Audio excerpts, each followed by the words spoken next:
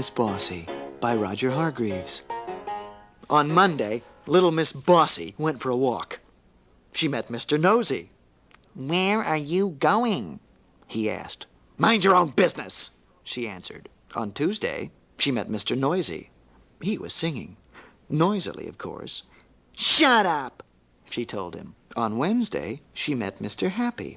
He was smiling, as usual. "Take that silly smile off your face," she said. As you can imagine, little Miss Bossy wasn't very popular, to say the least. Now, little did Miss Bossy realize, but somebody had seen her bossing Mr. Nosy around, and that same somebody had seen her bossing Mr. Noisy around, and that same somebody had seen her bossing Mr. Happy around.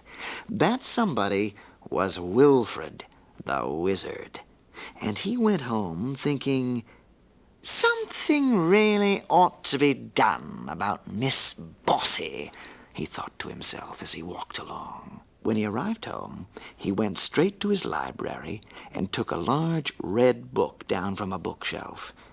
It was rather dusty, as it hadn't been read for some time. "Let's see now," he said to himself as he settled into an armchair. He turned to page 304. At the top of the page it said, "How to Stop People from Being Bossy." Wilfred the wizard read the page very carefully, shut the book, put it back on the bookshelf, and grinned. A particularly wizardy sort of a grin. The next day, which was Thursday, little Miss Bossy met somebody who was fast asleep. As usual, Mr. Lazy. "Wake up," she said bossily, and prodded him in the tummy. "Ouch," protested Mr. Lazy. But behind Miss Bossy, Wilfred the wizard, who had been following her, said something too, under his breath.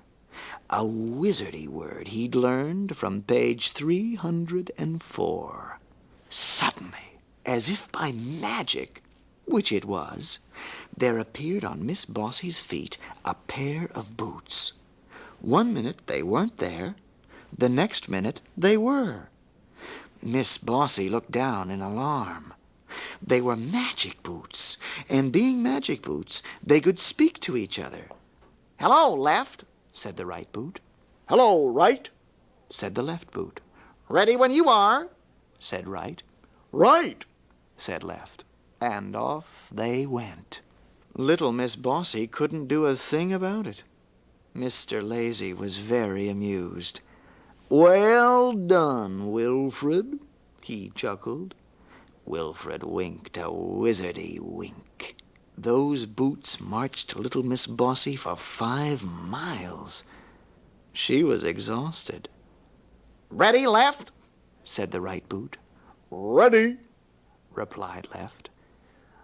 "10," said right. "Shun!"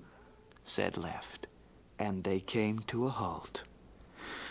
Little Miss Bossy was quite out of breath. She tried to take off her boots, but it was impossible. Along came Wilfred. "Those," said Wilfred, pointing to the boots, "are only for people who are too bossy." "Make them go away at once!" cried Miss Bossy, stamping her foot. Well, at least she tried to stamp her foot, but the boot wouldn't. "We're out of stamps," chuckled right. Left giggled. "You will do as I say," shouted Miss Bossy. "Ready when you are," said right. "Right away," replied left. "Quick, march!" And off they went again. Left, right, left, right, left, right, for 10 miles.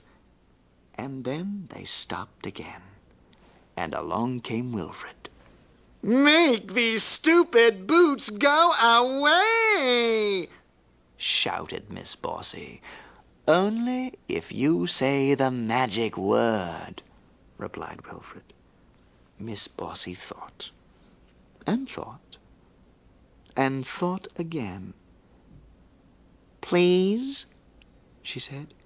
That's better, smiled Wilfred. And he said the wizardy word from page 304 again, under his breath. The boots disappeared, as if by magic. Now then, said Wilfred sternly, wagging his finger, stop being bossy, or you know what will happen. Miss Bossy nodded, miserably. Very well, smiled Wilfred, and left. And do you know something? From then on until now, little Miss Bossy was a changed person. Not bossy at all. And you know why, don't you? You know what she's afraid of. Bossy boots.